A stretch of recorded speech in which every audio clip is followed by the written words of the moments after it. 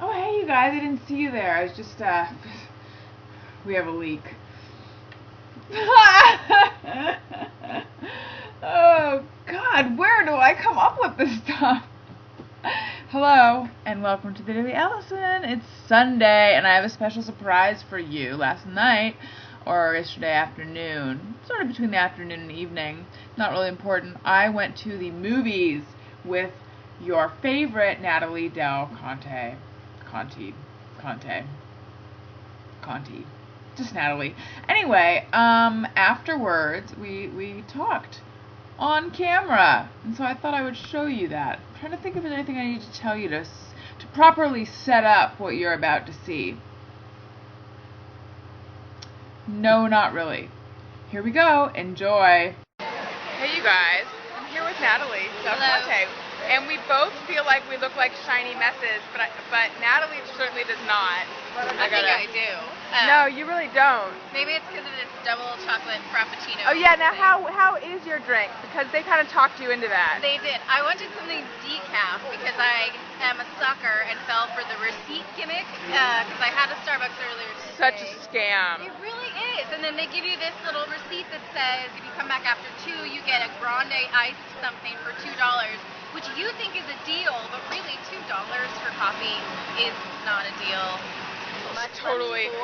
And that's a timely story because right now these stores that come out to Starbucks is lowering prices for the more pedestrian drinks like coffee and raising them for the mochaccino, frappuccino, Viviano things. However, I've been to Starbucks twice today and it was the same price as always for my coffee.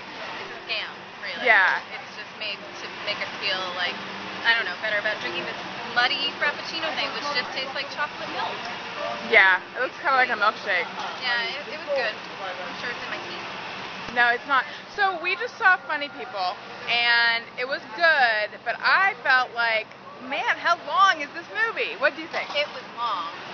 Too many subplots. Could have done without the kids. I am a fan of Eric Bana, but I didn't need his character. I think he should stick to the Hulk and the Troy. Yeah, he grew on me, but when he came on screen, I was like, oh, this guy. But then you're like, you felt positive about that guy. Well, just because, he's a handsome guy, but otherwise, I don't think he's that handsome though.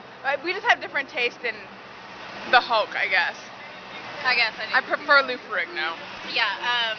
What else? I don't know. Memory Traveler's Wife or whatever. Oh yeah, I haven't Time Traveler's Wife. Time Traveler's Wife. Now, this is not a spoiler.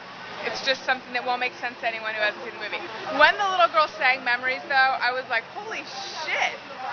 Susan Boyle on her hands. Seriously. She was really good. She was good. That was probably the highlight of the movie. No, there was some funny parts. It was like a funny movie that tried to tug your heartstrings, but mostly it was just perplexed.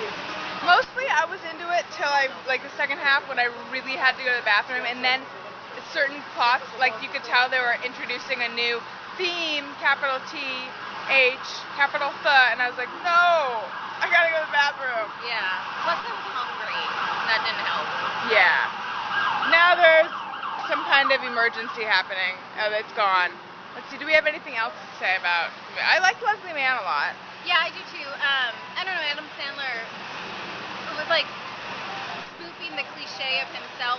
I didn't think really was a success. But I kind of liked that there was a lot of footage that you could tell was genuine young Adam Sandler video footage, I thought.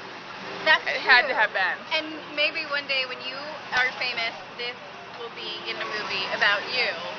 This very movie. If so, hello future me. I hope your life is going well. I hope you have a big house like Adam Sandler. I do too. There's gonna come over and swim in your pool. I can't.